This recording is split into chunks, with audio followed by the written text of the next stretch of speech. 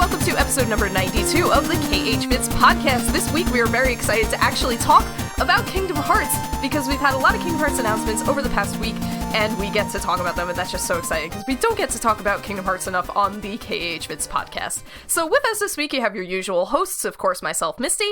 And me, Libre GKD. And me, Calaxon. As our staff guest, we have... Karuta. And as our member guest, we have somebody we're very excited to have, and they are... Logan, hi. You may know me on Tumblr as Fuck Yeah Kingdom Hearts series, and as a writer of KH Decoded, and very recently a news team member of KH13. Very excited. Yeah, so we basically have a Kingdom Hearts community celebrity with us this week, and I'm really excited about that because, we're all about, like, getting members to participate in the KH-Vids podcast, but I have a lot of feelings about the Kingdom Hearts community and just how, like, broad it is, despite us being segmented not just between, like, separate fan sites and, like, separate Tumblrs and Twitter accounts, I guess, and, like, all over the place, but I like the idea of us all coming together and having, like, kumbaya time, and that's what I'm viewing this podcast as. I love it. Yeah, so it's really exciting, not just to have Logan here, but to be able to talk about Kingdom Hearts once again, because, we always do, like, Kingdom Hearts news and updates. There are no Kingdom Hearts news and updates, but this week, we actually do have some. So, on Tuesday of last week, details leaked out from an issue of Famitsu, which confirmed that Kingdom Hearts Chi is the smartphone title that Nomura has been hinting about, and that Square Enix Germany teased recently, and it will be hitting iOS and Android as Kingdom Hearts Unchained Key. It is, for all intents and purposes, a direct port of Chi. I think that Nomura said there would be, like, some differences and connections between the two, but more or less, it seems like a direct port.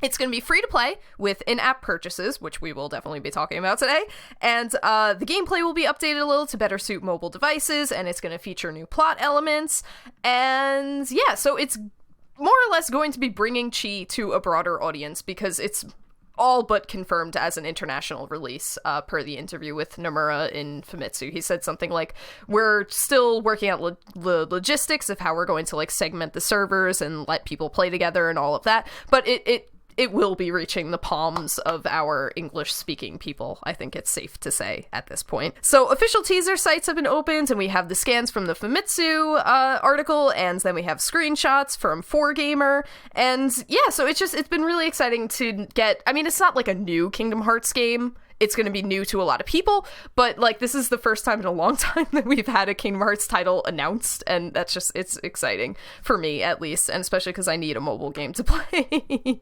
What, the Flow isn't doing it for you? Flow is unfortunately doing it too much. Flow is doing me dirty, because I can't stop playing it. Yeah, I have only 2 boards left, and that makes me question what I'm doing with my life. Well, the problem, this is completely tangential, but I'm addicted to Flow, but but I was, like, finishing all of my stuff. I think I was at, like, the final jumbo pack that's made for, like, tablets, and everything else was 100%ed, and then my phone broke. Oh, that's great. Yeah, and I lost all my progress, so that was a setback in the addiction, but it also opened up, hey, now you can replay everything from the past, and oh my god, yeah, it's terrible. It's blessing really and a curse. Yeah. It's mostly a curse, because I do it when I should be doing other things like sleeping. Yeah, so the first thing about Kingdom Hearts Chi I want to talk about is microtransactions, because I think that was a lot of people's, like, initial fear with this. That it was like, first, oh my gosh, Chi is coming to smartphones, I'm so excited, and then, like, oh no, microtransactions, because a lot of people just have that knee-jerk reaction of, this is bad. I think that they're a given for a free-to-play title. I would not expect right. anything else. Like, if you're expecting something else, where have you been? Yeah, Peeps got to make money, basically. Yeah, I think the difference is it's either free to play and then you have more fun with buying other things, or it's pay to win. Yeah. And that's sort of what some people are scared of, that you actually have to unlock, like, story missions or something with money, which could be a problem. Hopefully it's, like, just weapons or, strong cards. I don't know. The first thing I thought was cosmetic items, because I know that in Chi, you get to, like, dress up your avatar, and we know from, like, things like Team Fortress that selling cosmetic items can be not just, like, a good way of making revenue from a free-to-play title, but it's also an incredibly fair one, because it doesn't give anybody an edge over anyone else, unless, of course, we're talking about them being edgy. Ha. God. But yeah, I mean, cosmetic stuff is like, I mean, look at Dota, where everything gameplay wise is free. All your champions are free, and then you can pay $30 for a skin. Oh my god, $30 though, that's a lot. Yeah, no, I'm being completely serious about that too. It's like a skin and a new announcer, and he's like, hey, that's $30. But yeah, there's a lot of just cosmetic things that could be done with microtransactions. There's also, I mean, it could always go to one of the, not necessarily blocking off story missions, but they could have like, hey, if you, like, I'm not entirely sure how Chi is set up, but if it's like mission based, they can say, hey, it cost X amount of this resource to do a mission, and then that resource refills every like 5 minutes or whatever. Isn't that similar to how it is in Record Keeper? I think you've played Record Keeper, right, Nick? Yes, it is. For every mission you have, it's like, hey, this mission costs 3, I forgot what resource they have. Let's call them potions. Probably like crystals or something. Yes, the crystals will probably be probably is what it is. Yeah. But yeah, like this mission will cost you 3 crystals, and then every like 10 minutes you get 1 crystal back. Or if you complete this mission, you get a reward of like 5 crystals. Okay. Like in that game in particular, I've never found myself in an area where I couldn't continue because I didn't have crystals, because every single time you finish a mission for the first time, you get a crystal back. So it's like... And then on the other hand, there are games like Warframe. I don't know if you guys play Warframe at all. Yes. But that's a total, I think, pay-to-win game. You know, it costs real money to get other like really good weapons and gear that make you totally invincible. Yeah, but I mean, at the same time, it's not like you can't play it without paying, though. Like that's true. I've gotten pretty far into it without really putting a dime into the game. But yeah, you're right. If you can pay for better equipment and stuff like that, but in Warframe in particular, it's kind of weird because it's not really PvP.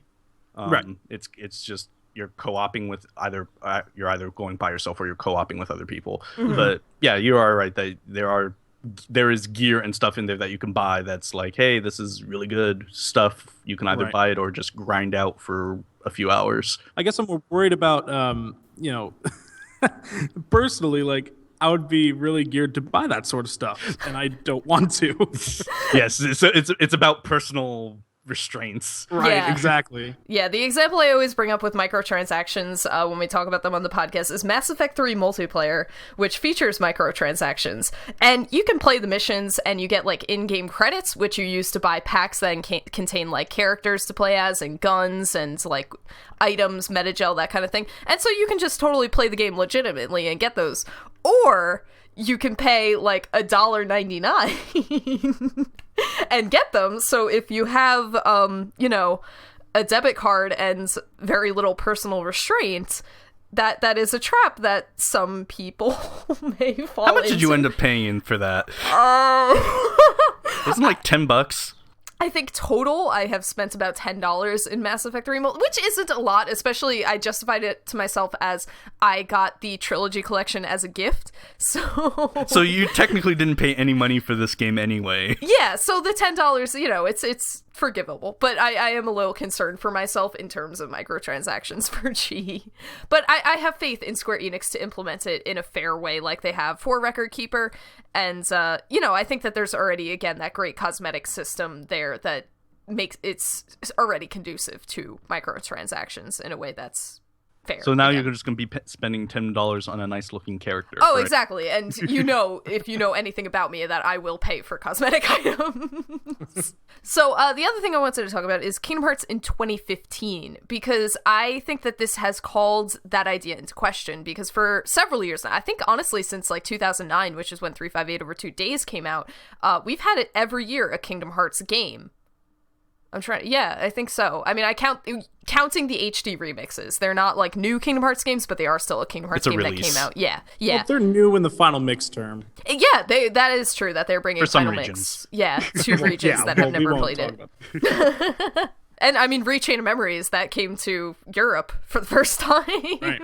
But I wonder if this will be the Kingdom Hearts game for 2015, because we're almost halfway through 2015, and I think it's feasible for Unchained Key to come out on the smartphone within 2015, not just because it's a port, but because I think that development time for an app is pretty short. I don't know, Nick, you know more about this, so maybe you can... It depends on what you're trying to do with it. What would make me think it would be coming out this year is mostly because, one, as you said, it's a port, and two, smartphone games tend to have very short lead-up times from announcement to release. Okay. That's nothing to say about how long they took to make it, but usually smartphone games are announced and released somewhat soon.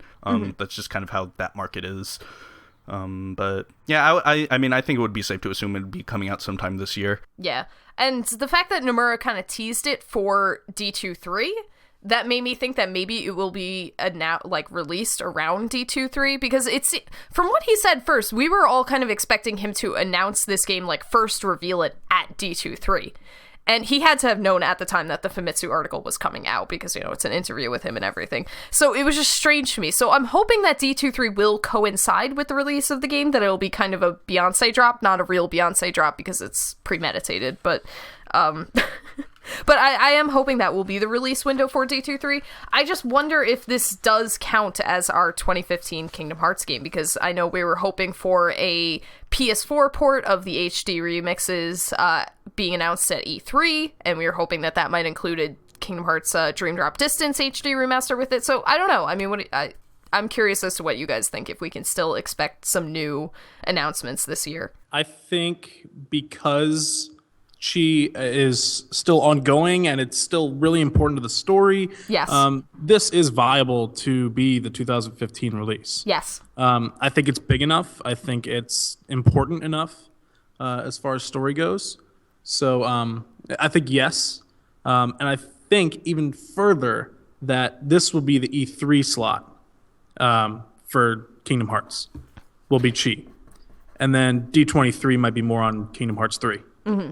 That's actually interesting that you bring up E3, because I'm never sure with E3 if they will feature a smartphone game. I mean, we know that Square Enix is having their own press conference, and of course Square Enix has plenty to show that isn't Kingdom Hearts, but to show for Kingdom Hearts to prominently feature the smartphone game, that seems like a weird choice for me for E3, because I feel like E3 isn't big on smartphone titles. But I mean, I guess we also have to acknowledge that smartphone games have only become popular in the last couple years, so it makes sense that they would integrate slowly into E3. Times they are changing, yeah. Yes, so definitely.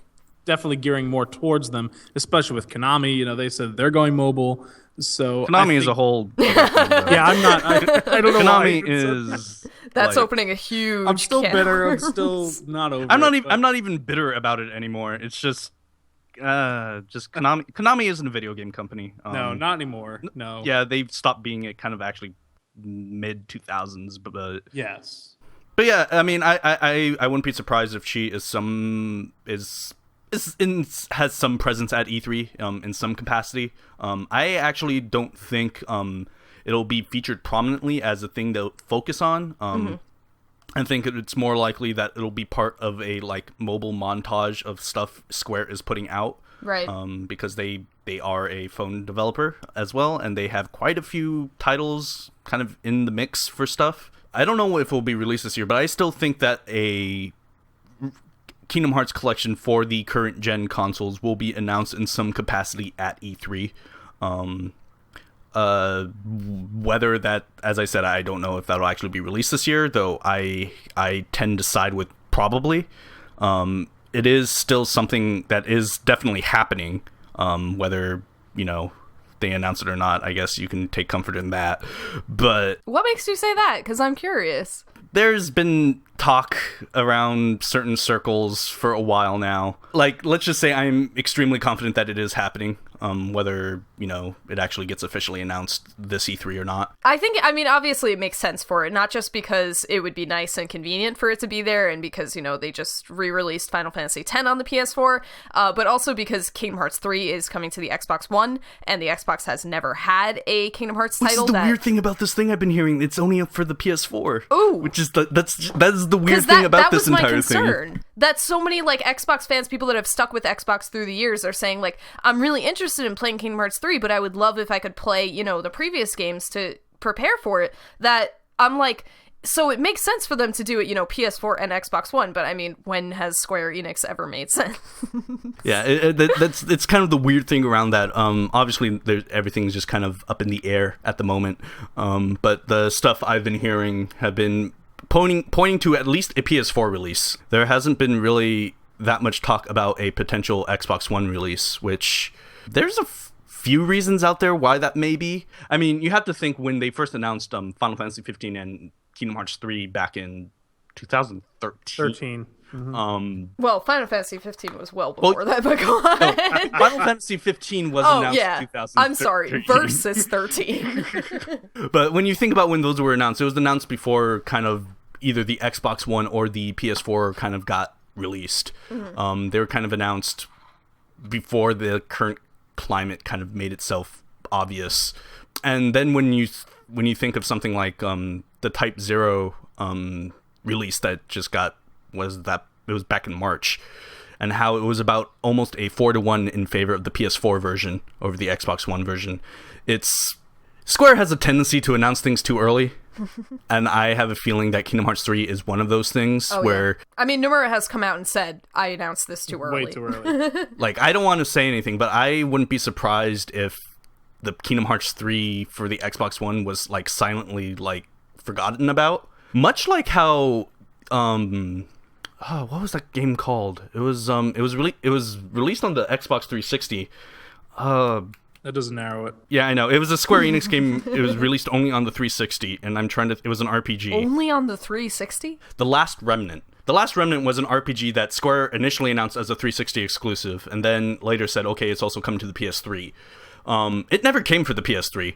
They also haven't officially canceled it. If you go to the Last Remnant website, you'll see that there's still a PS3 logo on that site. Wow. Yeah.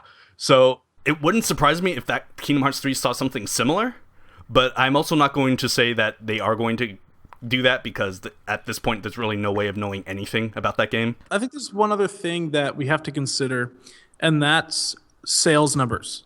Mm-hmm. The two remixes did not sell very well, at least to their expectations. And the thing with re-releasing them again on PS4 and Xbox One, you have to give people incentive to buy it.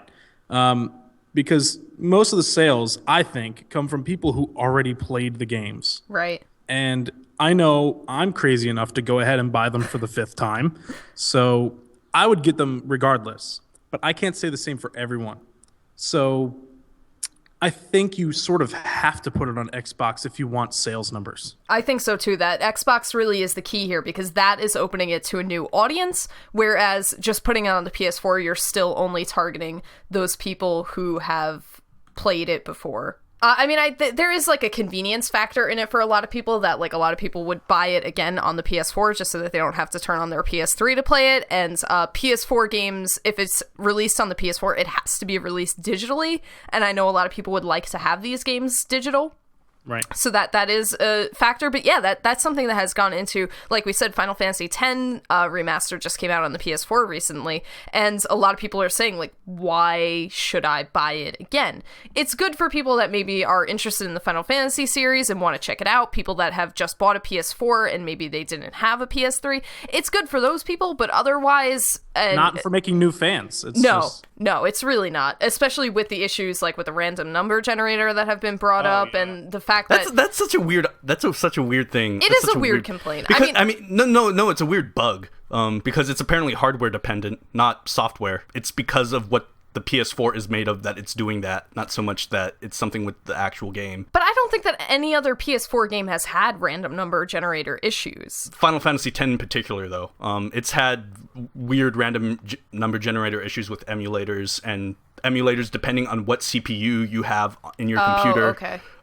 It's just a weird thing with Final Fantasy X. Okay. I mean, but if it's any consolation to people that are interested in the Final Fantasy X PS4 remaster, granted I only played it for like an hour or two last night, but I didn't notice anything like where I could manipulate it. How that works is that you have to do the same things. Exactly.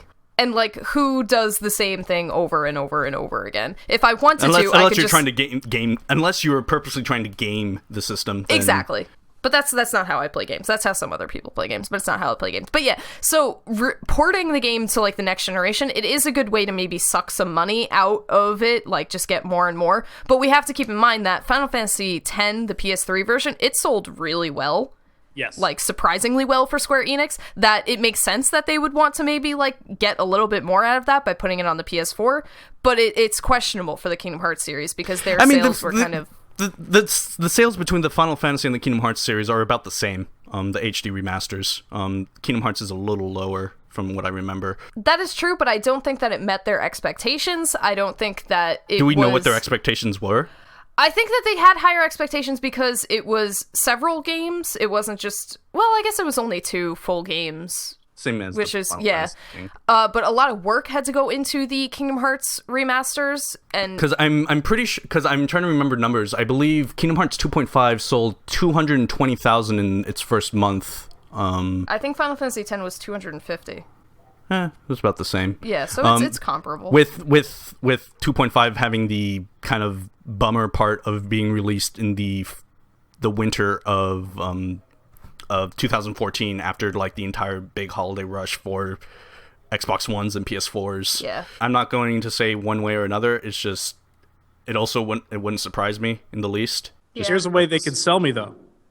If they do include Dream Drop Distance, that is an easy sell. Yes. Which I'm pretty sure that's going to be included in it. Yeah. So there's no way around I just that. hope it's not a report of the same exact thing.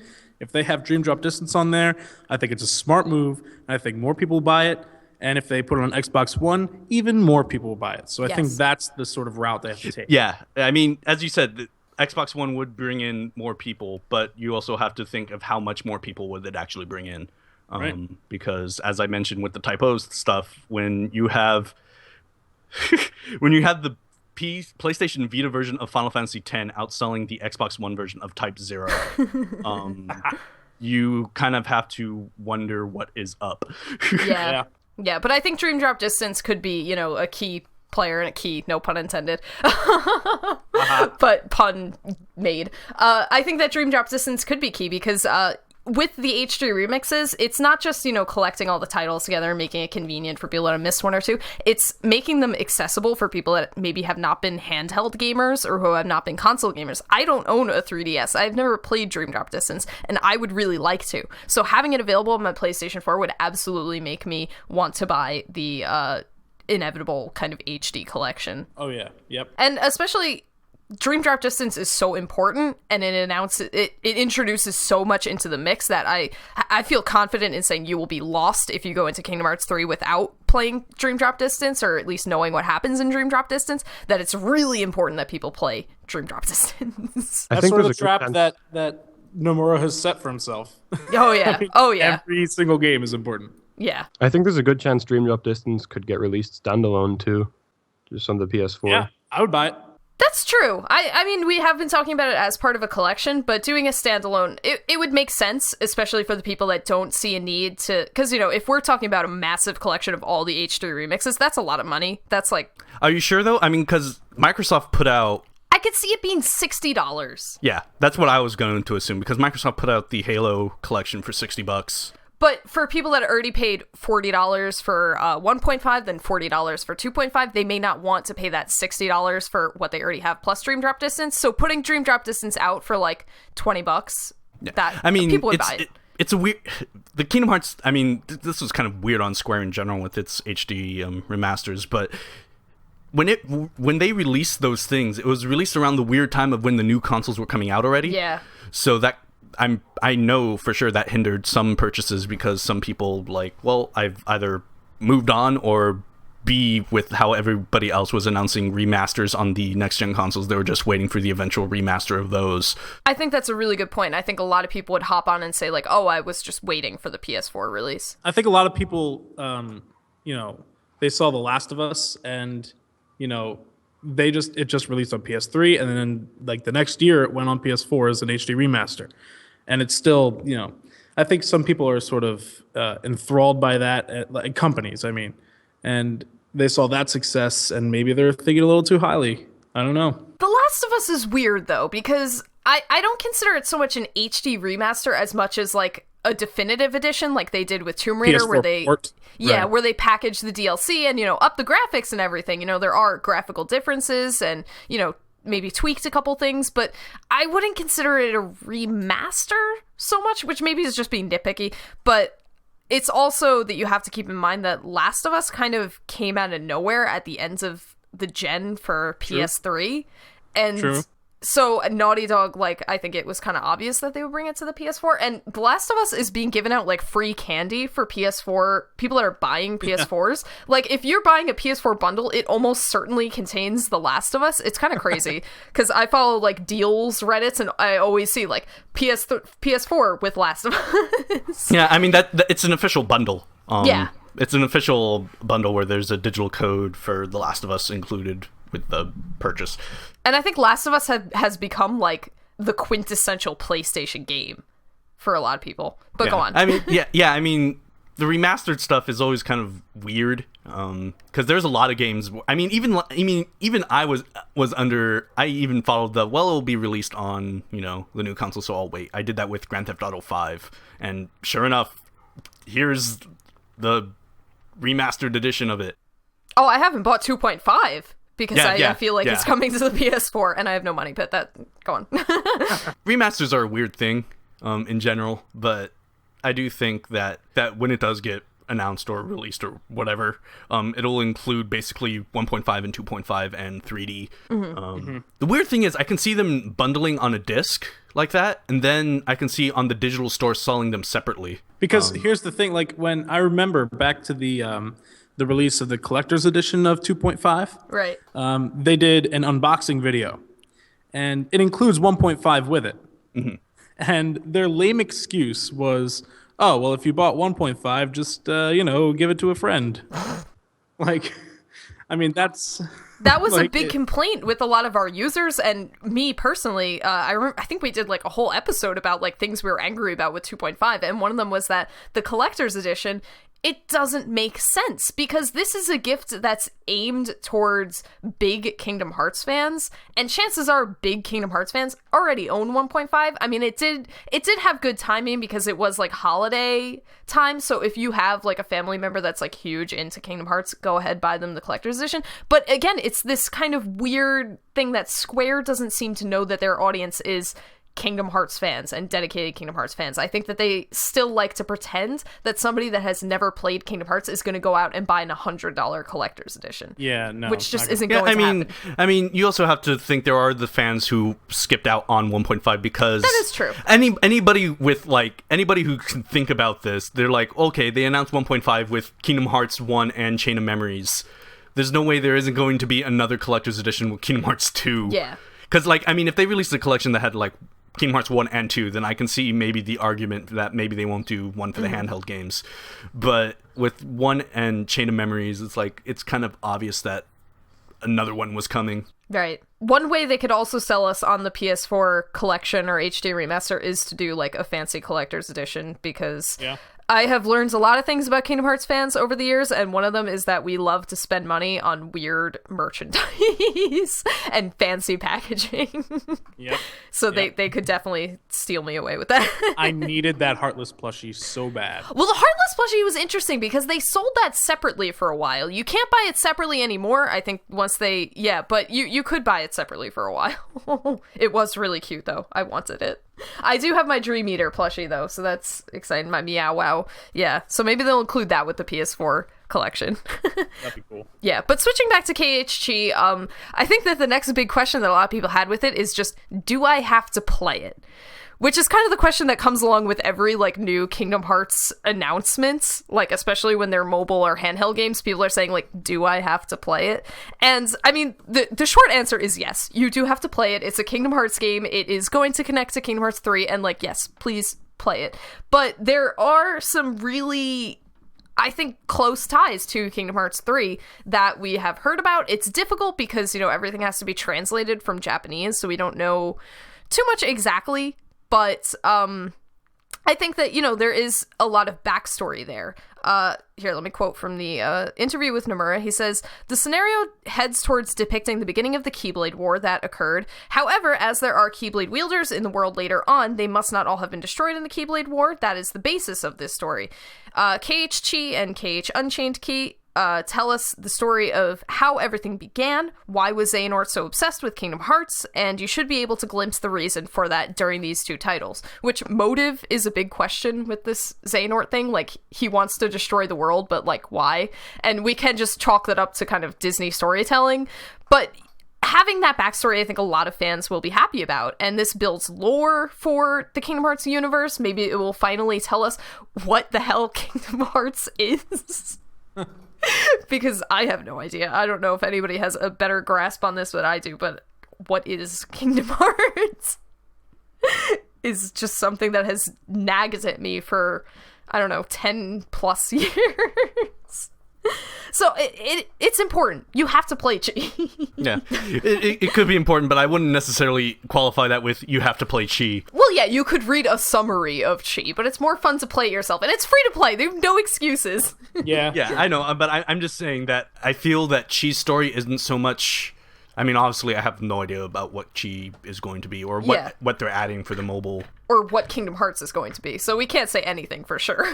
But I have a feeling Chi is very much lore-focused. Yes. And not so much like, hey, here's what's happening with, our usual gang of people, or I guess our huge gang of people now. So I have a feeling it kind of lends itself rather well to just being something you read. Mm-hmm. But as you said, playing games is fun. So here's the the pleasure of working with KH Decoded.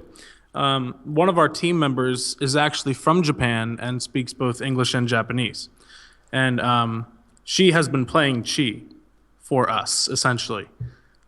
So she knows a lot of the story and told us directly. I'm not going to say anything because I don't want to spoil anything, but there already have been references to previous games in Chi. Oh, yeah. So, I mean, even if you've played Recoded, spoiler alert if you haven't, Maleficent, she does reference the Book of Foretellers, which is a huge thing in Chi. So there are already connections being made. It is confirmed to be very, very important to the story. Yeah. So if you don't want to be completely lost, and if you just want to have fun, play it. See, what I don't understand is, like, if you're as emotionally and physically invested in the Kingdom Hearts series that you're having to ask why you're playing Chi, because obviously that means you, like, know about it and everything. But, I mean, I don't understand why people are asking if they have to play it, because obviously, you've been playing the Kingdom Hearts series, you know that you're gonna need this, I mean, right? I think that over the years, keeping up with the Kingdom Hearts series has become somewhat of a chore for a lot of people. That it started out with, like, game. It started out with such deep love for these games, but, like, after a while with, like, all the plot twists and the system hopping and all that, like, people are kind of tired and they just want Kingdom Hearts 3 already. I mean, there are certain games that have been released where they have some story elements to the overall series but aren't that important. Recoded. Recoded. I mean, let's not beat around the bush. As was mentioned, that it does have some connections to Chi, and it has all this other stuff going on and everything. But it's probably better as a 2-hour movie. Yes. Right. Same thing with Days. Yep. Days is totally chalked up there for me as unimportant to play. It's the gameplay is Days, a different story. Days is weird because it plays awfully. Yes. Like, the gameplay is bad, but the story is sort of important. Yeah, the story is weird because it's mostly self-contained. There's some, hints and stuff for other games and stuff like that. But for the most part, it is, again, one of those games where it's mostly self-contained, where it has important stuff in it, but not that important. Right. Well, the interesting thing about Recoded is I haven't played it, but I hear that the gameplay is very experimental and interesting, whereas the story is kind of like, whatever. Yeah, it's very backwards. It is very... Yeah. Yeah, that movie does not do a good job in selling the story. Nope.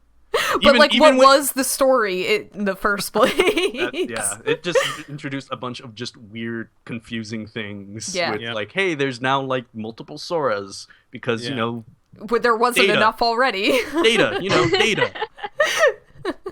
Data Here's is the everything. thing. Here's my theory. I have a lot of trust because maybe they're just not important yet. That is true. That Shion could like- have like unknown importance. Yeah, maybe it's just we have to play Chi and we have to play Kingdom Hearts 3 to really understand. You have far more trust than I do. I know, yeah, I know. It's crazy. I have a lot of trust. I shouldn't, but I do. Yeah. I mean, I'm also a very cynical person in just for video games in general. So, like, after being, like, I've noticed that I've slowly started to just be like not excited for things because I know things are either going to be bad or I'm just going to disappoint myself or. The thing about Kingdom Hearts is that there are so many loose ends, and we're all hoping that they will be tied up with Kingdom Hearts 3, but hope can only last you so long, and They are going to be tied up. That's the worst part. I'm so proud of the sweet cinnamon rolls in this world that have that have faith events. still that this will all be put together and it will all work out and Nomura will pull it off. I love those people, and I'm so happy that those people still exist, but I don't blame anybody I should rephrase my thing about them not actually tying up loose ends. You know what? I'm sure there are going to be answers to everything. Oh yeah, but they just might it's not gonna be very coherent. It'll be stupid. It'll be stupid, but they're going to have answers for things. I didn't say it wasn't going to be stupid. It's going to be stupid. It's the Kingdom I'm just Hearts looking forward series. to it. You're Yeah. traveling around with a duck and a dog, hitting things Right. with a blunt object. It's gonna be stupid. My thoughts exactly. Which is something that drove me crazy, and I'm calling you guys out, KH-Vidians, on this. People were commenting on the Chi announcement saying that the game looked cheesy. I'm like, what the hell series have you been playing all these I years? was just gonna say them. It reminds me of this. It's a completely different site, but I was in a discussion regarding Metal Gear Solid 5, and somebody hoping that it wasn't. They were bummed that it wasn't taking itself seriously, and I'm like, It's just been like, where have you been all like it this was. Oh, it was. This was the exact complaint. They were showing the multiplayer aspect off, and somebody was wearing like a goofy hat, and he was disappointed that they were not taking itself seriously by having somebody wearing this looking hat multiplayer, And you just sit there like, have we been playing the same game? Like, did the discs get switched up and you got some like weird serious cut of the game? Meanwhile, you're distracting a guard with a cardboard cutout of a bikini model, and like this guy wearing a funny hat. Oh, it's not serious. Yeah, it's always this weird thing when you see people like. Kingdom Hearts is literally about the power of friendship triumphing over evil. Like, it's hokey, it's cheesy, and we love that about it, but what are you expecting out of this? And I mean, that's not to say that there's not serious elements of the Kingdom Hearts series, that it can get really dark sometimes, especially Birth by Sleep. We talk about a lot on this podcast how Birth by Sleep is like, Birth by Sleep. go ahead and ruin the emotions of like everyone alive. And so it does get dark, it gets serious. I haven't played Metal Gear Solid, but I believe that's true of it as well. Yeah, it's But- very goofy. Yeah, It's very goofy, but it does have its like Very serious elements. yeah, Yeah. it has its serious elements, and it actually tries to tackle some complex things within all the goofiness. yeah. The thing is, some of that has actually turned out to be true. Like a lot of Yeah, it was so weird. I was rewatching. This is completely tangent now, but I was rewatching the Metal Gear Solid 4 announced trailer. Yeah. and it was so weird seeing them mention PMCs before that like became a thing in video games where they had to explain what a PMC was, and now almost every single video game that has anything to do with war has like, hey, look at these PMCs doing stuff.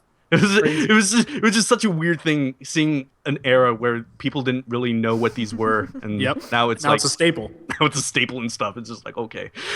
I mean, the art style of Chi is kind of childish. I love love it. it, though. I love it. it. I Looks think it's great. amazing. And you know, the thing is that smartphones, they're getting more powerful I'm constantly amazed by what a smartphone can do. Yeah, I saw a chart like a Samsung Galaxy 6 is like equal to 5 PS2s. Well, that's crazy. That's absolutely mind-blowing, especially knowing that the PS2 came out 15 years ago. Like that's amazing that we can now hold it in our hands. But to keep the game working on older smartphones, like I'm still rocking an S3 over here, which isn't bad, but to keep the game working well on old devices and just having it be a good smartphone title, they're obviously going to have to kind of scale back the graphics. Like, you should not be expecting Kingdom Hearts level graphics on the phone, but I love the art style for it, and I think that it kind of contributes to this atmosphere that Kingdom Hearts has, where it has serious elements, but it's all kind of in a fun and sort of joyful way. I hope with it coming out on smartphones and being overseas and stuff like that, we finally get some like high quality rips of the sprites and stuff. Because I love them, and because I spend so much time in Illustrator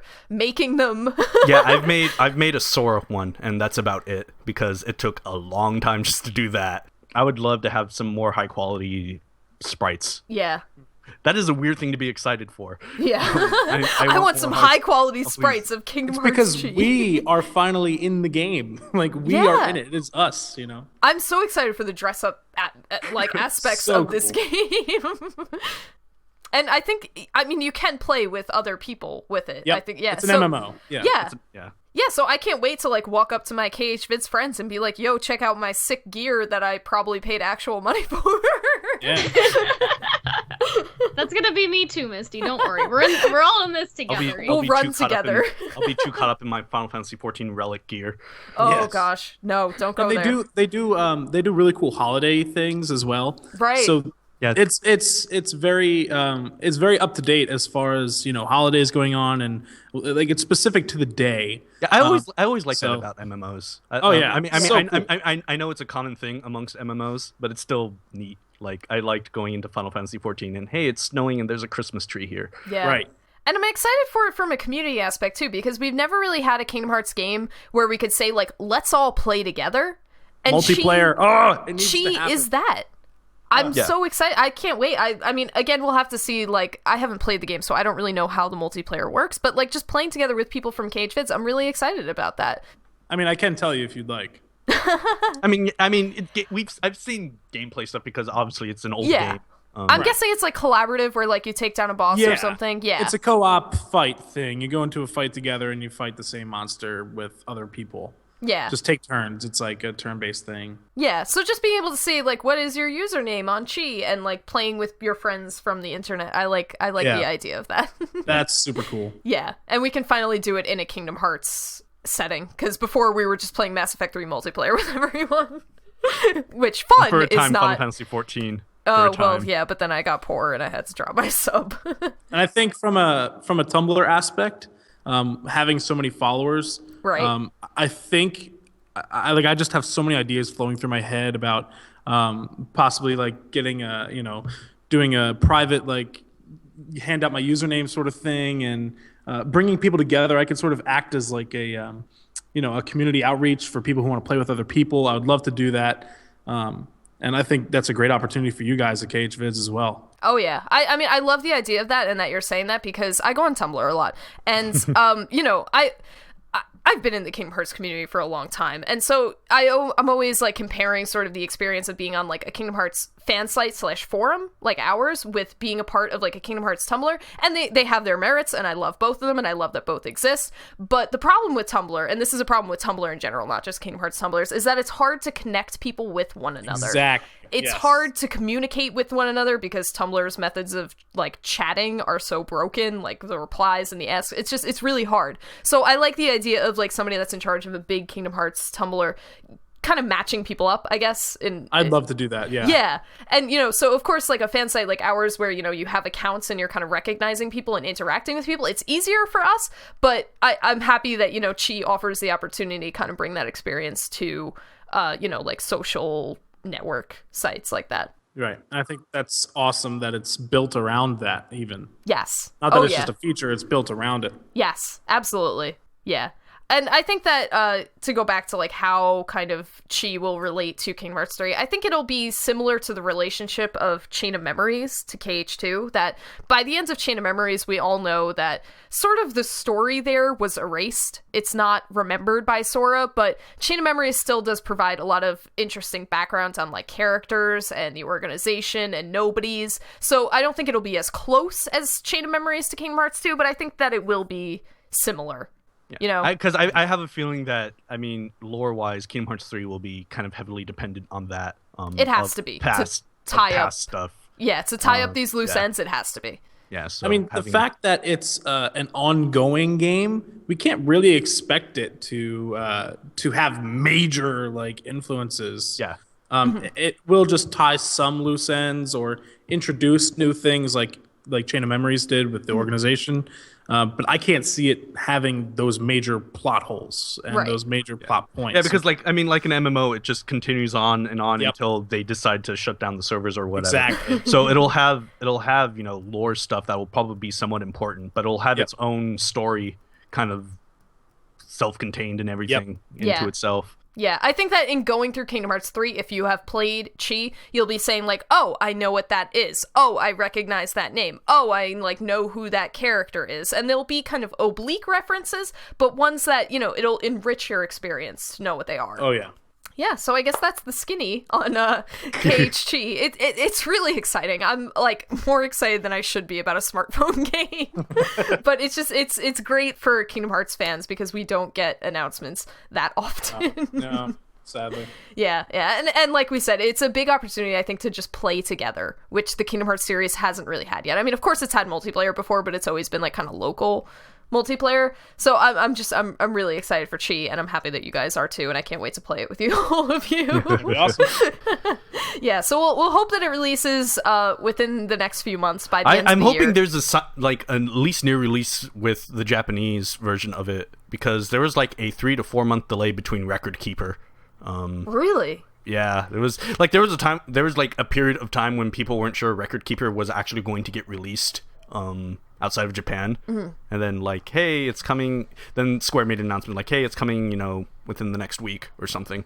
But I think it's likely that it will be close, if only because of Square Enix Germany teasing it, that it was Square Enix Germany.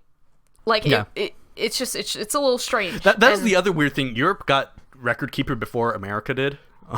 By like a week or something like that. Well, maybe this will be a way of throwing European Kingdom Hearts fans a bone, because they've gotten kind of boned through Kingdom Hearts history. We got Dream Drop Distance early. Oh, really? Right, yeah. It was like 2 days, though.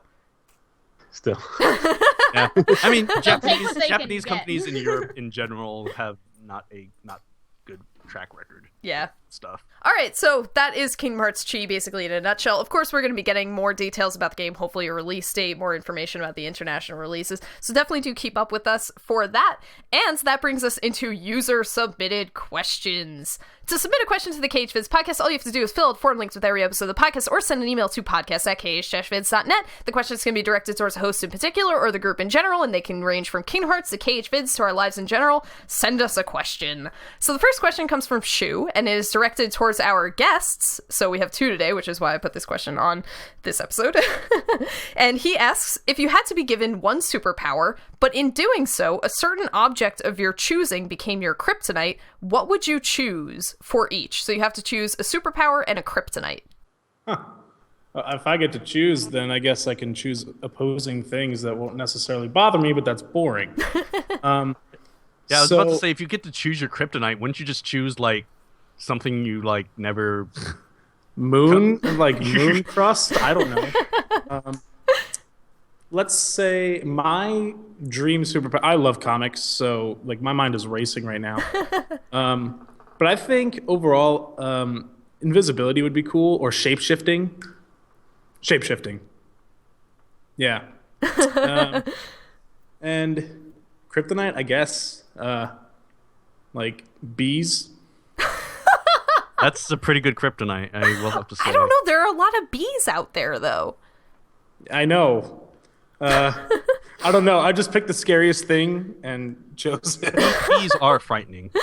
They are. That is save true. the honeybees. They're good for the environment, but don't put them near me. I'm thinking of that episode of Doctor Who where like a giant bee attacks everyone. It was a wasp, actually. It was a wasp. Wasp are infinitely worse than bees. Yeah. Oh, yeah. then wasps. Yes, I was doing the overarching every type of bee, but I'll be more specific and say wasps.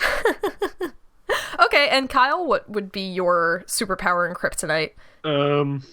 I guess a superpower I've always thought would be kind of cool is like control over time. So like time, like pausing time, fast forwarding, rewinding, stuff like that.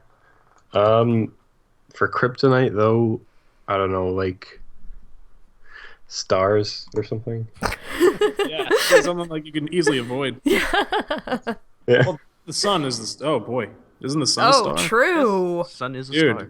Very strong. That would very- be an interesting, though, like, superhero costume that you have to avoid the sun all the time. I mean, I Oh, guess that'd be that's kind so of cool. how I live my life already. I mean, I don't go outside anyway, so Okay, So perfect. it's be like a- perfect. You can be like a vampire. Yep. Then, Yeah. Basically. A time-controlling No, because vampire. because he has time manipulation. He can just fast forward to night all the time. Oh, True! dude, perfect. Awesome. That'd be so good. Yeah, so please somebody make a comic book based off of this. Yes. Yeah. All right, next question comes from Hayabusa, and he says, what game are you confident that you could beat anyone on the forums in? It doesn't have to specifically be a combat scenario like shooters or fighting games, but can also include score contests like Style Points in Devil May Cry or Tony Hawk. I love Tony Hawk. I have played. Are you good at Tony so Hawk?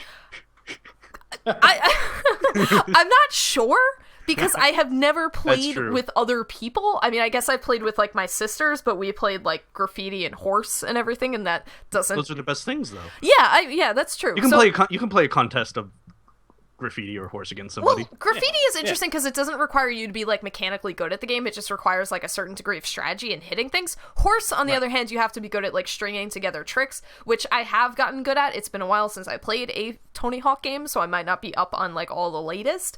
But I would go to the mat on Tony Hawk. I've played a lot of Tony Hawk in my life, so I'm gonna say Tony Hawk. That's a good question because I'm really confident in my Tekken tag skills. Tekken Tag 2. To be fair, so long as it isn't anything below 5, I mean, I've played all the Tekken games, but my main character's moveset hasn't changed too drastically between iterations. So anything, I would just choose Tekken Tag 2 because I like the tag mechanic and I can have 2 of my mains in at doing damage to everything in the arena. I'd probably go with Tekken Tag 2 just because that seems like the safe bet for me.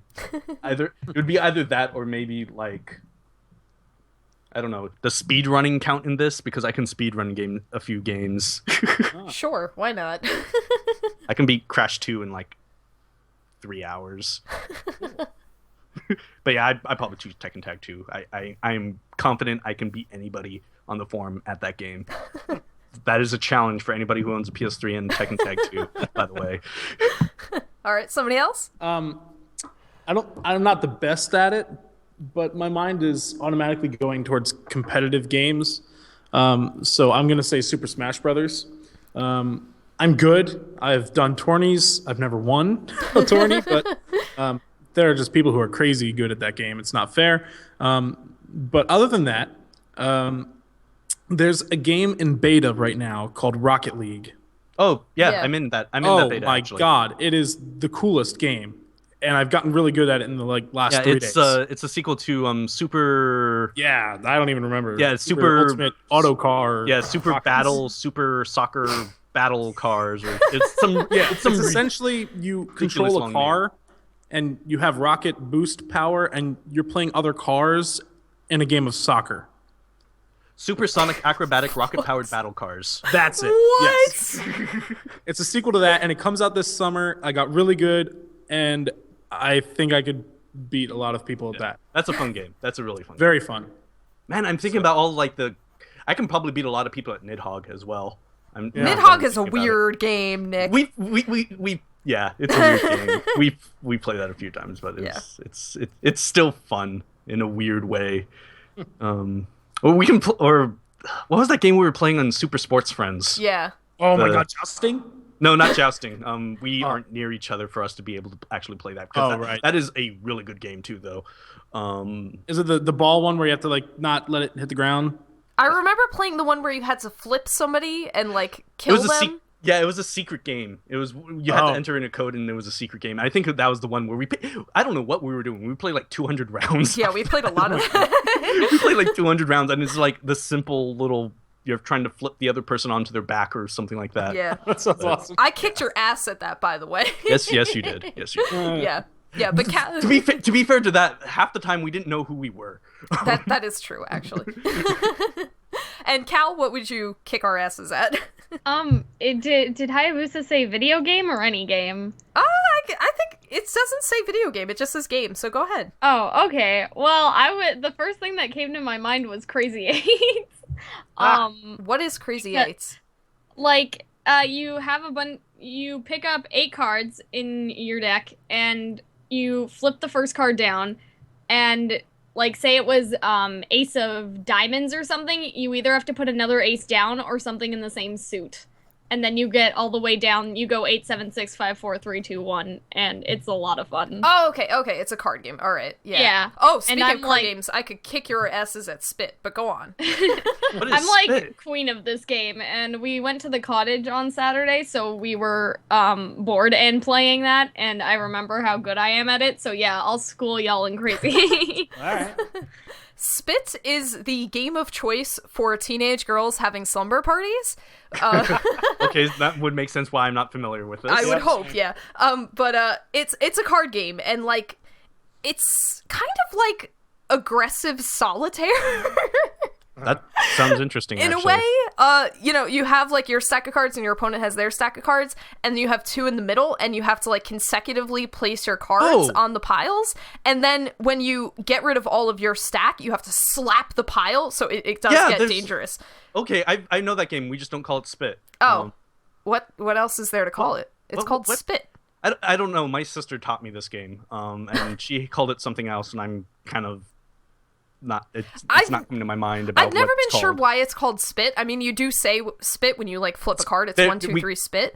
It's weird. I looked this up. We call it Speed. Oh. I mean, that makes more sense than Spit. It was so weird too because I looked up Spit in Wikipedia and it linked to, it said also known as Californian Speed. So, oh, well, you're in California, so it makes sense. So that probably makes sense why we call it Speed. Yeah. But, yeah, okay, I played that then. Yeah. Oh, thinking about other card games, it's like a drinking game, except I don't drink alcohol. We played at my job. I work in a movie theater, and so we have like soda fountains, and we play a game where like somebody brings a deck of cards and you pull one, and so like let's say it's 5, everybody mixes together 5 drinks, then you have to drink it and guess what's in there. I am so good at that game.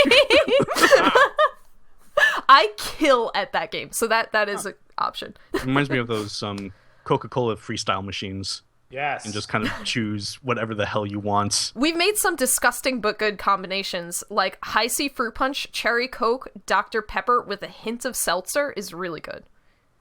Yeah. So like, I mean, the only combination I've ever done that I really, really enjoy is Coca-Cola and Fanta Orange. Oh, God. We throw Fanta in it to make people feel disgusted. What's really weird about this is that it's an actual drink in Germany. I think we've talked about this before. Yeah, I think we have talked about this. But yeah, it's an actual drink in Germany called, I think, Spezi.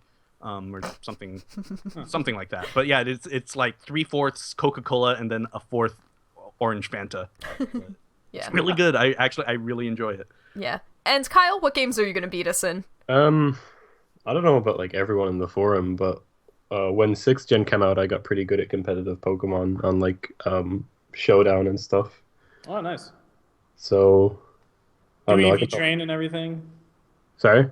Do you EV train and everything? All that good stuff? Nah, not in the actual games. Oh, okay. But I played a lot on Showdown and stuff. So Cool. The next question actually is from Kyle, and he asks, your hometown becomes a world in Kingdom Hearts 3. What or who is that world's boss? That's It's weird because I haven't lived in my hometown for like 6 or 7 years now. I recently kind of I'm still near it. I'm like the next city over, so it's not like, oh, it's this far away place, but there's like no reason for me to really go there anymore. I was recently over there though, and like the entire like downtown section of the town has like been completely redone and remodeled, and everything looks fancy, and I'm like, I don't know where I am. I don't know though. Like I don't know. I have a good one. My school district superintendent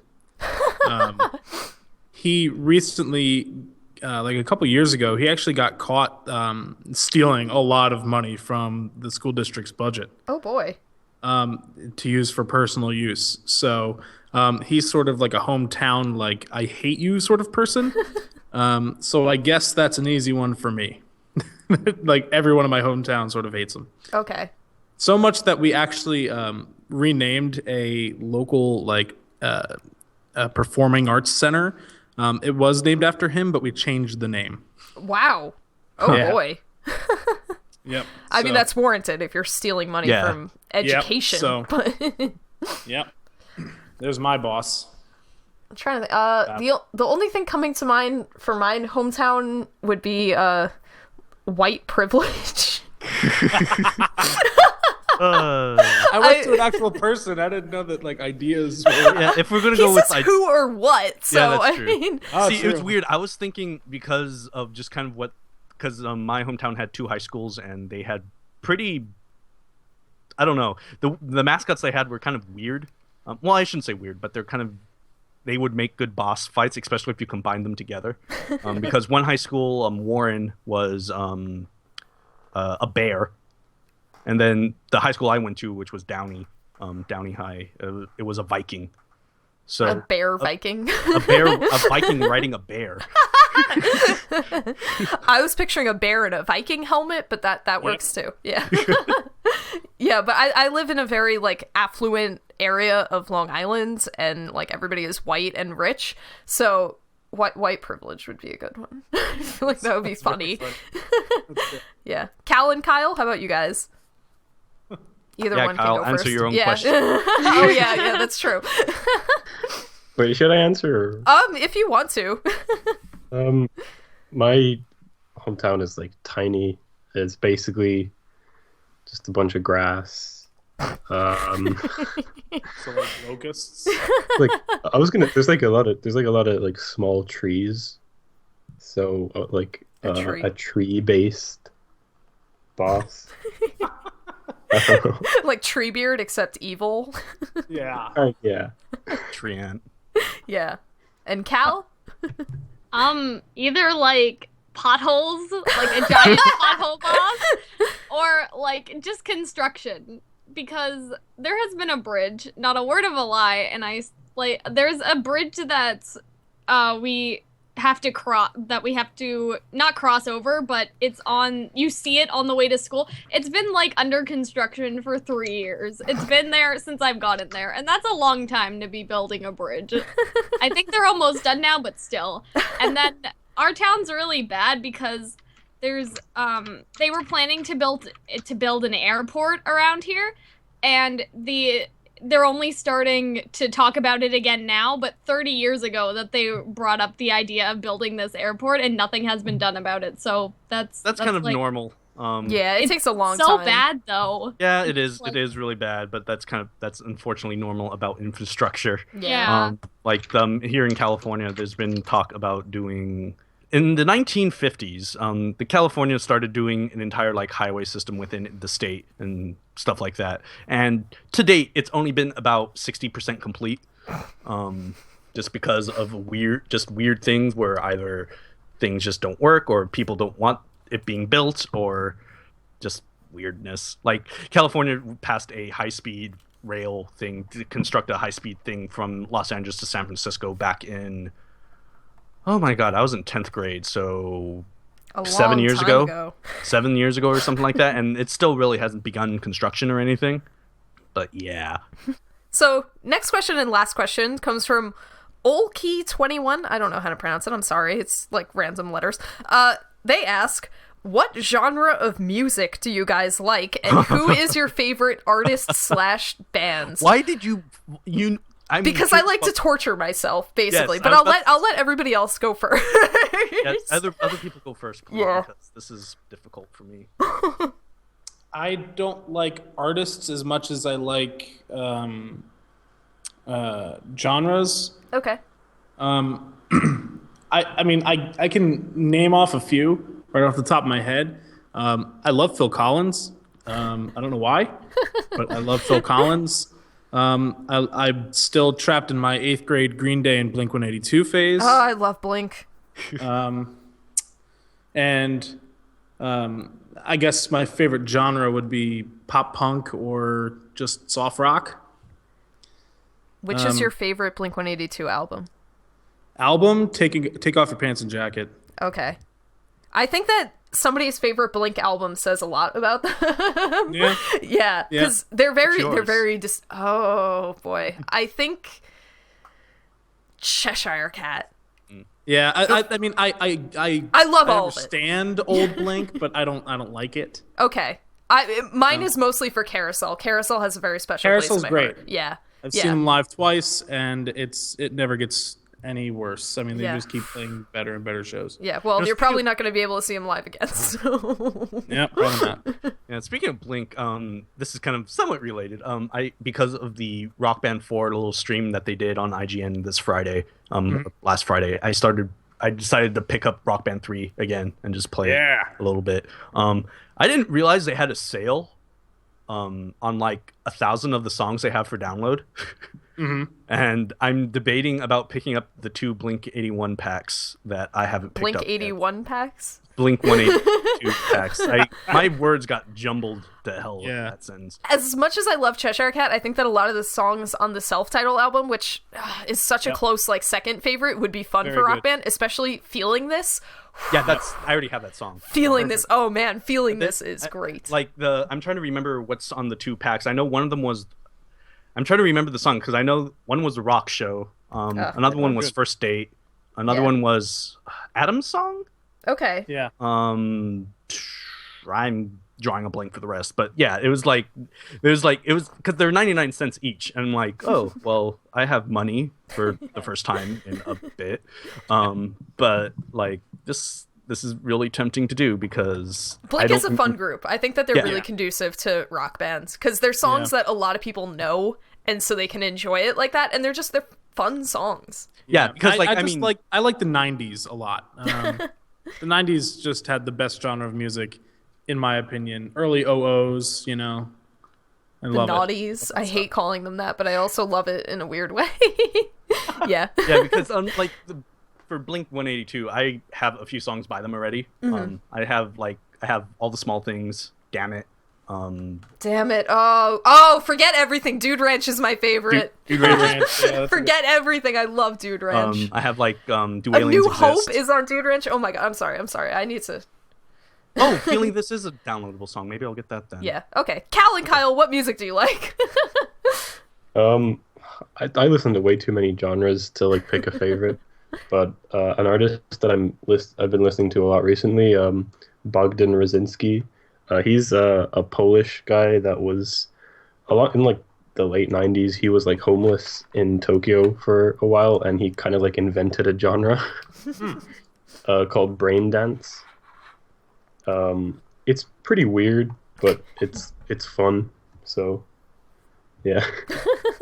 And I have a feeling I know what Cal's answer is going to be, but she can say it for herself. Broadway music, that's where it's at for me. Yeah, you knew, Misty. You knew, especially because in the music section, there's the shuffle off this music coil thread, and like almost half of the songs were Broadway songs, and then the rest were just weird. But yeah, I'm like, if you're a Broadway person, come talk to me, please. I'm so lonely. I'm freaking out about all this stuff happening because Anastasia's getting a Broadway musical, and Hunchback just ended a while ago. But we didn't think that we were gonna get a cast album for it because it's not going to Broadway. Apparently, I hope they changed their mind though. But just all the music from the Hunchback of Notre Dame musical that premiered, oh my god, it's so good. I actually know somebody who was in that. Really? Oh my goodness. His name is Neil Mayer. And I don't know if he was an ensemble member. I forget exactly what he did. He might have been one of the Gargoyles, actually. I forget. But they switched roles a lot. But I know people in that. I'm actually an actor myself. I actually like Broadway, so we'll talk. Yay! Nick, I'm making you go before me. That's not fair. my taste is kind of all over the place as well, and it's hard to pinpoint a favorite genre or stuff like that. To give you an idea, though, mostly because not so much that there's so much, is that depending on when you ask me, it'll change. Yeah. So just okay. I'm looking at my Last FM right now just to see what I've been listening to. Yep, just today. Month. Yeah. Today. What is it? Like, okay, my top 3 for the last month has been Animal Collective, Yes. Crystal Castles, Shout out. and then Carpenter Brunt, which I've been really hooked on his stuff after finding his stuff from Hotline Miami. But Yeah, good like, stuff. okay, those are my top 3. But if you ask me any other, and I guess, I mean, if you look at Carpenter Brunt, that's kind of electronic, whatever stuff, and then, but like, if you come to me like next month, it'll probably not be those 3 at all. Right. So, yeah. There, you got my top 3 for the month. So if somebody asks this again next month, you'll get a different top 3. We should just have like a rotating like monthly question of like, what are you listening to now? Yeah. And just turn this into the KH-Vids podcast plus obsessive music people. Yeah, I really love music. Yeah. I am ridiculous with music. I listen to way too much music. I have way too much music. And yeah, it's kind of similar where like it's so hard to pin down.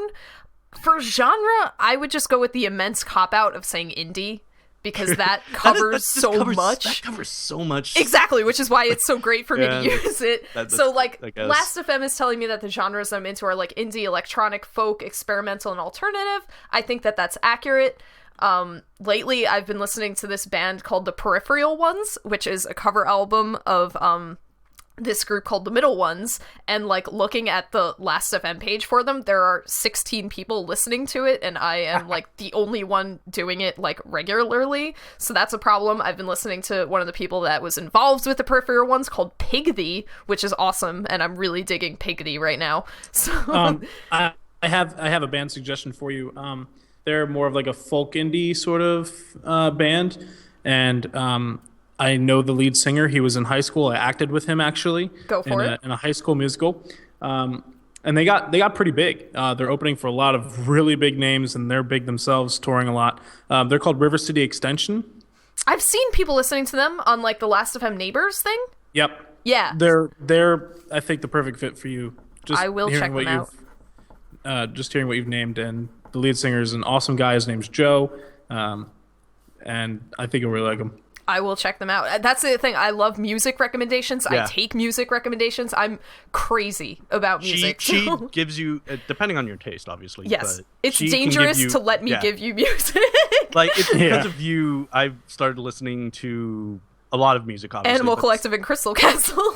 Yes, Animal and Crystal. Like, okay, that entire, like, if I was going to list my, like, the top 10 thing that they have, it would be other bands that you kind of gave me on that Yeah. CD a while ago. But the great thing about the whatchamacallit, because I have them up on Spotify, is that I just have a radio station that's tuned to those bands that you Yeah. gave me. So I'm getting a bunch of stuff by them and other stuff that are related to them, and yeah. Yeah. So lately I've also gotten into Riot Girl music. I've been listening to kind of the newer stuff. So like I'm really into Perfect Pussy right now, and this band White Lung, and what was the other one? I get Potty Mouth. Potty Mouth is pretty awesome. So Those are great band names, by the way. I know. I really love Potty Mouth, and I mean Perfect Pussy is like another level of band name. But yeah, so I've been really into that. But I have my t-shirt, my Perfect Pussy t-shirt, which I wish fit better than it did, but it's huge. It's really big. But I yeah, think the funniest band name I've heard is Diarrhea Planet. I'm gonna have to actually- listen to them. They're pretty good. They have a song called "Ghost with a Boner." My god, I need this. It's one of those bands. Yeah. It's one of those bands. Yeah. The problem with Perfect Pussy is that they're like, I mean, it's not a problem with them. They're a serious group. Like they're not messing around. And Perfect Pussy is kind of in the line of Riot Girl bands having like very aggressively feminist names. And so I love them for that. But listening to Diarrhea Plant, I'm Do excited. it. I'm excited. You won't be upset. It's like a 2-minute song, and it's perfect. I'm really excited. But if I had to choose like favorite bands altogether, I always go back to Los Campesinos. They have been my favorite since 2008. I have gone through an enormous personal journey with them independently and with a friend of mine who I dragged down into the pit with me. And I really love them. They're phenomenal, and I listen to them a lot. And it's so hard because I've gone through phases. Like, I was into, like pop punk for a really long time. Then I started to get into indie, and then I did the electronic thing for a while, and I went back to indie, and it's always just going around. And music is so fun. It's weird because like I was looking through my Last FM stuff and looking at some of my, I guess, my most played is weird when I don't really listen to them anymore. Yeah, that's one of the problems with Last FM, because I've had mine since like 2010, and so like one of my top artists was actually, I guess it's pretty accurate now, but like Math the Band was really high up there. And don't get me wrong, I love Math the Band, but they didn't really deserve the top 10 slot. Yeah, like I have a bunch of stuff in my top 10 that I can't remember the last time I actually like heard a full song by them. Like I don't listen to what's on here? Metallica I don't really listen to that much anymore. System of a Down, I don't even remember the last time I listened to something by them. But yeah, it's full, like my top 20 is filled with things outside of Red Hot Chili Peppers and Pink Floyd are bands that I don't really listen to at all anymore.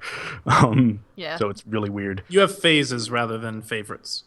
Yeah, I guess I could say that. I always like looking at the top tracks too for people, because like you see the ones that like they've binged. Like my number one is probably always going to be Hate for the Island by Los Campesinos, because that song was depressing and powerful for me. But actually there's a funny story. The number 3 one is You Cried Me by Jukebox, and I've loved this song for a long time. I listen to it all the time. It's so happy and fun, and I always thought it was about vampires.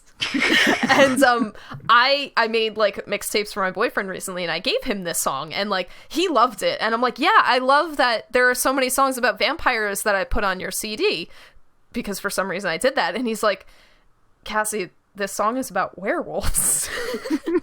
And so now he like routinely teases me like, how could you listen to this song 219 times and not realize this is about werewolves? Especially because they like howl in the song. So I'm in crisis a little bit, and I'm ashamed that it's like cataloged on my Last FM as like she listens to this a lot. But yeah, so Last FM is awesome. We should just all link our Last FMs in the podcast notes.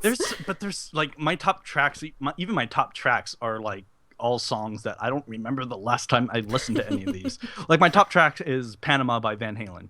And good song. Yes, it is a good song, but it's just I don't remember the last time I actually listened to it. Because I played it 127 times. But which is there'll nothing, be times like nothing compared to some other person in this podcast. But. Right. But there'll be days where you just listen to one song like 100 times. Yeah. Oh yeah.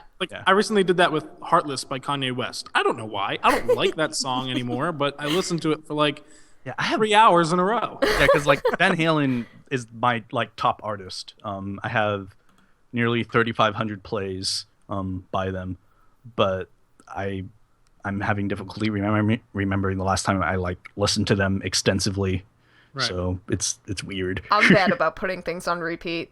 Like the week after Hello Sadness, one of Los Campesinos' album came out, I had like 230 plays on Hate for the Island. Just recently, I listened to Cookie Thumper by Die Antwoord on repeat for like several days. Yeah. Which is a weird fucking song. Yeah, but yeah, so music, it's so dangerous to ask us about music on here because we go on forever. So, yeah. But it lets us get it out of our systems a little bit. Now, usually we talk about community news and projects. We don't really have anything major going on that I know of. I will be posting the E3 anticipation thread sometime during the week. Oh, I should probably mention. Go on, sorry. But yeah, kind of like every year, I'll have just a pre-thread where it'll just be kind of just telling you all like what's happening and like when it's happening and other stuff like that.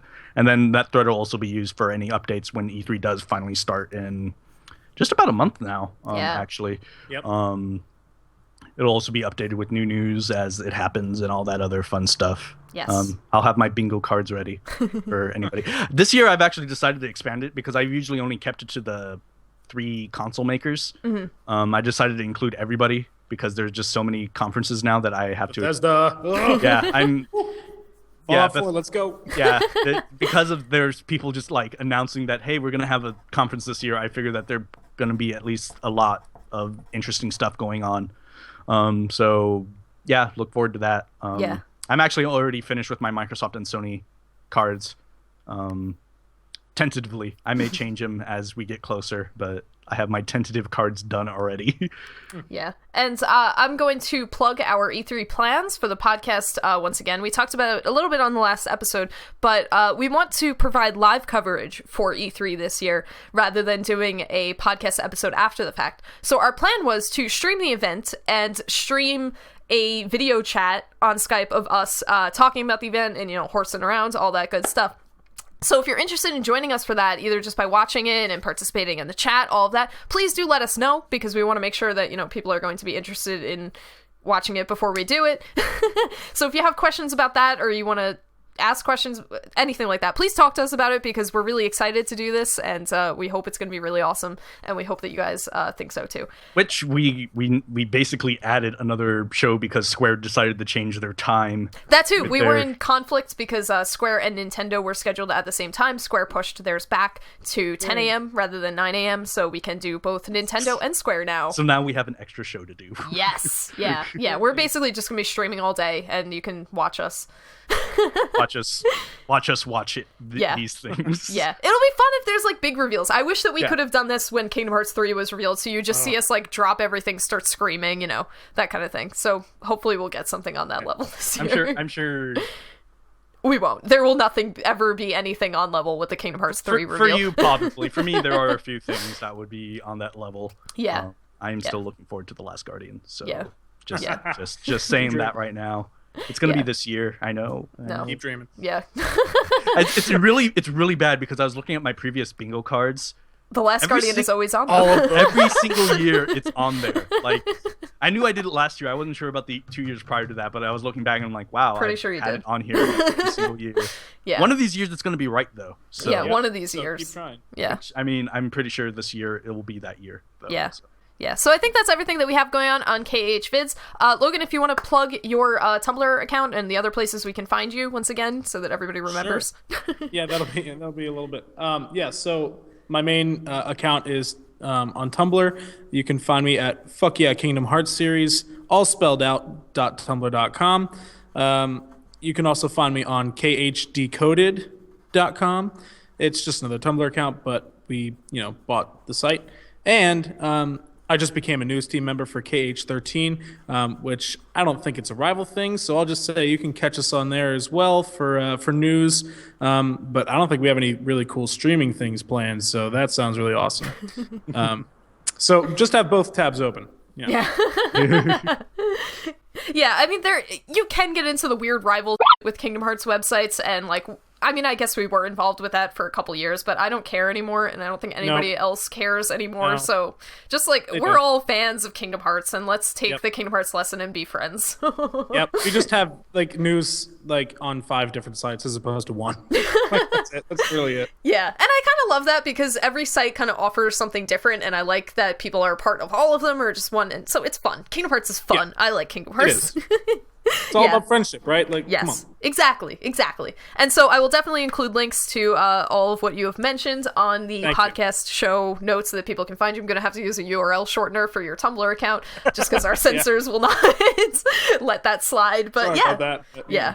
No, it's not a problem. And I'm letting the censors slip for when you mention the URL on the podcast because usually I have little Moogle censors, but that would that would interfere with accessing the Tumblr account. Right. Yeah. So that about concludes episode number number 92 of the KH-Vids podcast. There are a lot of ways that you can get involved with the KH-Vids podcast. Once again, you can submit a question to the KH-Vids podcast by filling out the form links with every episode of the podcast, or send an email to podcast@KH-Vids.net. You can apply to be a member guest on the KH-Vids podcast by filling out the form links with every episode of the podcast. All you need is a Skype account, a microphone, and headphones, and we would love to have you. You can submit a topic to the KH-Vids podcast. Tell us what you want us to hear about. Tell us what you want us to do a spoiler cast on by filling out the form links in the sticky in the podcast section. And finally, of course, you can just leave us a comment on the podcast episode telling us your thoughts on what we talked about, whether you're going to play Kingdom Hearts Chi, what you think of the smartphone port, and answer our user submitted questions, because we'd love to hear, what kind of superpowers you guys want, that kind of thing. So please do participate in the KH-Vids podcast, and have a Kingdom Hearts day.